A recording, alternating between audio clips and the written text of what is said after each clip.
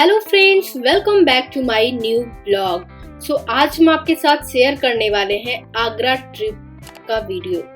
जी हाँ, हम पहुंच गए हैं आगरा में और यहाँ के बारे में जो भी चीजें खास है वो आपको हम बताने वाले हैं इस वीडियो में। वीडियो लास्ट तक जरूर देखिएगा। तो हम लोगों ने लखनऊ से आगरा जाने का ट्रिप प्लान किया। इसके बाद हम लोग निकल गए। जैसे हम लोगों ने टिकट बुक किया और हम लोग निकले, बारिश बहुत ज्यादा हो रही थी। हम लोगों ने टिकट कर लिया था तो जाना तो जरूर था। तो फिर क्या, बारिश हो रही थी बट हम लोगों ने ऑटो बुक किया और निकल गए स्टेशन की तरफ। ये है लखनऊ का चार बाग रेलवे स्टेशन। यहाँ पे हम पहुँचते हैं। इसके बाद हम लोग थोड़े टाइम ट्रेन का वेट करते हैं और थोड़े देर में ही हमारी ट्रेन आ जाती है।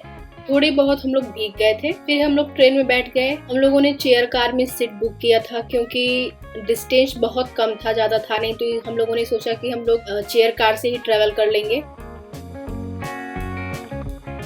हम लोग ट्रेन में 4:30 बजे बैठे थे और हम लोग को वहाँ पे 4.5 या 5 घंटे में हम लोग को ट्रेन वहाँ आगरा स्टेशन पे पहुँचा दिया। फिर हम लोग पहुंच जाते हैं आगरा। हम लोग नाइट में पहुंचते हैं और नाइट में हम लोग वहाँ पे स्टे करते हैं एक होटल में। इसके बाद जैसे ही सुबह होती है हम लोग निकल जाते हैं आगरा घूमने के लिए।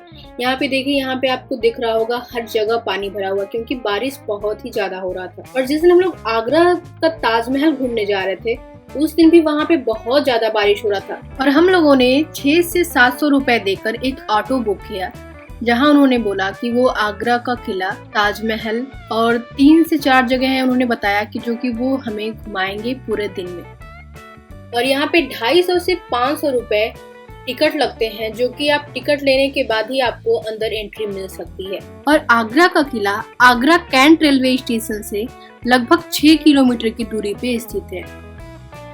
यह एक बहुत बड़ा प्रवेश द्वार है जिसे दरवाजा ए रोजा कहते हैं, यानी मकबरे का द्वार कहा जाता है। यहाँ पे एंट्री करने के लिए 3 गेट बनाए गए हैं जो कि पूरब, पश्चिम और दक्षिण में मौजूद हैं।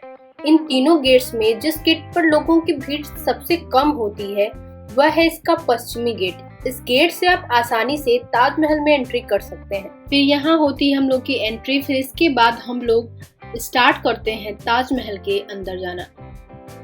और यहाँ पे आप 2 बोर्ड आपको दिख रहा होगा जहाँ पे मैप बना हुआ है। ये पूरे आगरा का जो ताजमहल है वो आसपास का जितने भी गेट हैं सब जगह का यहाँ पे मैप बना हुआ है। मैप के जरिए भी जा सकते हैं, घूम सकते हैं और जानकारी भी ले सकते हैं। इसके बाद हम अंदर जाते हैं। फिर आगे जैसे ही बढ़ते हैं हमें सामने ताजमहल दिखता है। ताजमहल के बारे में तो आप सभी को पता ही होगा कि ताजमहल को शाहजहां ने अपनी मुमताज बेगम यानी अपनी पत्नी की याद में बनवाया था। और शाहजहां की जो बेगम थी यानी पत्नी थी वो तीसरी पत्नी थी। मुमताज की गुजर जाने के बाद उनकी याद में उन्होंने ताजमहल बनवा दिया था। कहा जाता है कि मुमताज बेगम ने मरते वक्त मकबरा बनाए जाने की ख्वाहिश जताई थी, जिसके बाद शाहजहां ने ताजमहल बनवा दिया था। ताजमहल को एक सफेद संगमरमर से बनवाया गया है। इसके 4 कोनों में 4 मीनारे हैं। शाहजहां ने इस अद्भुत चीज को बनवाने के लिए बगदाद और तुर्की से कारीगर बुलाए थे। यहाँ के जो पत्थर है वो घुमावदार अक्षरों से तराशा गया है। और यहाँ पे जो गुम्बद है उसको निर्माण करने के लिए तुर्की से इस्तांबुल में रहने वाले दक्ष कारीगर को बुलाया गया था, जो कि मीनारों का निर्माण करने के लिए समरकंद में दक्ष कारीगर को बुलवाया गया था। इस ताजमहल को 1630 में शुरू किया गया था। इसका जो काम है वो लगभग 22 साल तक चला। इसके बनाने में करीब 20,000 मजदूरों ने योगदान दिया था। कि यह यमुना नदी किनारे पे स्थित है और ताजमहल न ही केवल भारत में बल्कि पूरे वर्ल्ड में फेमस है और ये 7 अजूबों की लिस्ट में भी आता है। कहा जाता है कि यह प्यार की निशानी को दर्शाता है। इस वजह से यहाँ पे कई लोग, विदेशी पर्यटक भी इस जगह को देखने के लिए आते हैं। और ये भी कहा जाता है कि जिन कारीगरों ने इस ताजमहल को बनवाया था उनके हाथ शाहजहां ने कटवा दिए थे ताकि वो ऐसी खूबसूरत चीजें फिर से ना बनाएं। और यहाँ पे जो मुमताज बेगम का मकबरा है वो कम से कम 100 से 200 फीट के दायरे में बना हुआ है। और इस ताजमहल के अंदर मुमताज बेगम और शाहजहां की कब्र है, जो कि अंदर एक जाली से घिरी हुई है, जहाँ पे अंदर जाना मना है। आप चाहे तो पैसे दे के आप अंदर जा सकते हैं, क्योंकि वहाँ पे बहुत सारे लोग रहते हैं जो कि आपको बोलेंगे कि अगर आपको अंदर जाना है तो आप इतना पेमेंट कर दो, फिर मैं आपको अंदर ले जाऊंगा। और इस ताजमहल को दीवाने खास ई खुसरो भी कहा जाता है, और बहुत लोग इसे मकबरा भी बोलते हैं, क्योंकि यहाँ पे शाहजहां और मुमताज बेगम दोनों लोग का नीचे कब्र है, यानी उन्हें यहीं पे दफनाया गया है। आप यहाँ पे सुबह 6 बजे से लेके शाम 6:30 बजे तक इस ताजमहल के अंदर जा सकते हैं। और यहाँ पे एक गार्डन है जहाँ जिसे ताजमहल गार्डन कहते हैं, आप वहाँ पे जाके घूम सकते हैं।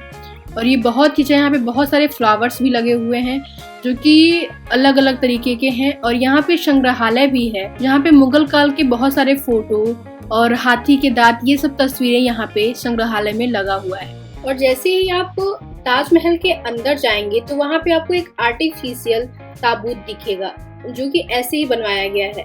और जो उनकी असली कब्र है वो नीचे है, यानी एक बंद कमरे में, जहाँ पे जाने के लिए कुछ आपको पेमेंट करना पड़ेगा। इसके बाद ही आप अंदर जाकर उन दोनों की कब्र को जाके नीचे देख सकते हैं। और अगर आप ताजमहल जाते हैं तो भूल कर भी शुक्रवार के दिन यहाँ पे ना जाएं, क्योंकि शुक्रवार को रमजान रहता है और जिस वजह से ये बंद रहता है। और जैसे ही आप ताजमहल के करीब पहुँचते हैं वहाँ पे काउंटर लगा रहता है।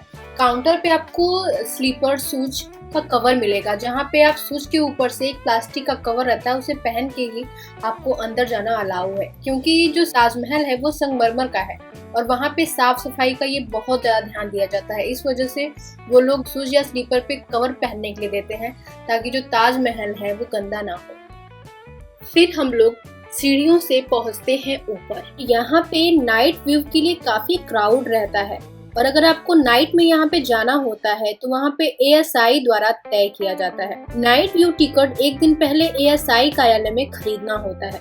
और रात में ताजमहल देखने के लिए जो लोग भी जाते हैं और उन्हें मोबाइल फोन ले जाने की अनुमति नहीं मिलती है।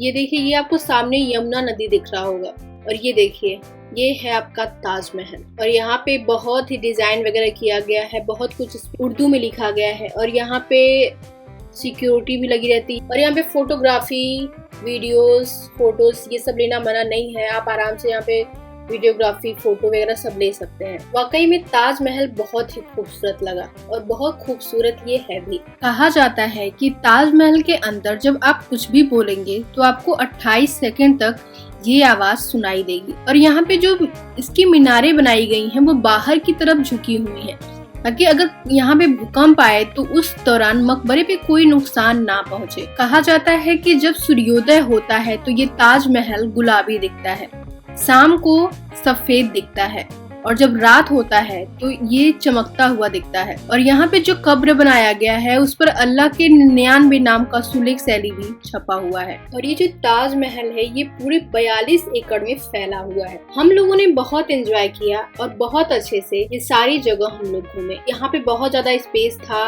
और गार्डन था और क्राउड भी बहुत ज्यादा था। बारिश हो रहा था लेकिन फिर भी यहाँ पे लोगों की भीड़ बहुत ज्यादा थी। और ताजमहल आगरा एयरपोर्ट से 9 किलोमीटर की दूरी पे स्थित है। और जैसे ही आप रेलवे स्टेशन पे उतरेंगे तो वहाँ पे आपको बहुत सारे ऑटो, कैब, टैक्सी वाले वहाँ पे खड़े रहेंगे और आपको वो ले जाने के लिए भी बोलेंगे। लेकिन आप जब भी जाएं तो वहाँ पे कुछ बार्गेनिंग आपको करवानी पड़ेगी, क्योंकि वो लोग बहुत ही ज्यादा हाई रेट बताते हैं। और आप यहाँ पे by train, by bus, by flight भी जा सकते हैं। और जितना आगरा का ताजमहल फेमस है उससे कहीं ज्यादा फेमस है आगरा का पेठा। लोग कहते हैं अगर आप आगरा गए वहाँ का पेठा नहीं खाए तो क्या खाए। तो अगर आप यहाँ पे जाते हैं तो यहाँ का पेठा जरूर टेस्ट करिएगा। तो अगर आप भी कभी आगरा जाते हैं तो ताजमहल तो जरूर जाएं। तो अगर आपको ये वीडियो पसंद आता है तो प्लीज लाइक करिएगा, फ्रेंड्स फैमिली के साथ जरूर शेयर करिएगा और हमारे चैनल को सब्सक्राइब करना बिल्कुल भी मत भूलिएगा। तो मिलते हैं नेक्स्ट ब्लॉग में। Thank you so much for watching this video.